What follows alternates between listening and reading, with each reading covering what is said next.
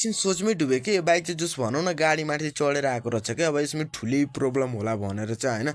अब यतातिर चाहिँ अब ग्यारेजहरू पनि छैन। अब ग्यारेज अब गयो भने खोज्नको लागि चाहिँ यहाँबाटदेखि लिएर 52 किलोमिटर जति टाढा चाहिँ हाम्रो ग्यारेजहरू छ। अब यहाँ जस भनौँ न यो एरियामा चाहिँ एउटा हाम्रै शाखाहरू छ, 10-15वटा जति शाखा छ होइन। अब यहाँबाट चाहिँ अब साथीहरूले चाहिँ किन गाडी चढाएर चाहिँ लिएर आउँदैछ भनेर यस्तो सोचेको होइन। अब बाइक स्टार्ट नभएर हो कि अब के भएर चाहिँ लिएर आएको कि एक्सिडेन्ट परले चाहिँ लिएर आएको होइन।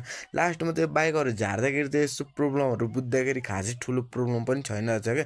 थोरै लडेको रहेछ, लडिसकेपछि यसको स्पकेट बेरिङ गएर अनि फुटेर चाहिँ पुरै हबको भित्र जुन बेरिङहरू हुन्छ नि त्यो फुटेर अनि पुरै बाइकै नगुड्ने के। अब जस भनौँ न लोड बढी लियो क्या। अब लोड लिँदाखेरि हामीले धेरै जबरजस्ती गऱ्यो भने हाम्रो हबहरू फुट्छ।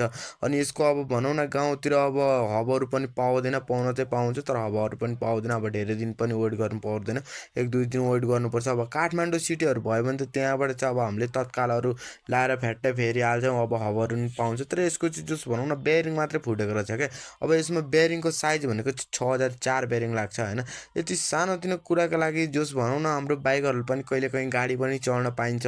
अब यस्तो अनि 50 लाखको बाइक भयो भने 10 लाखको गाडी भयो भने त कन्फर्म चढ्न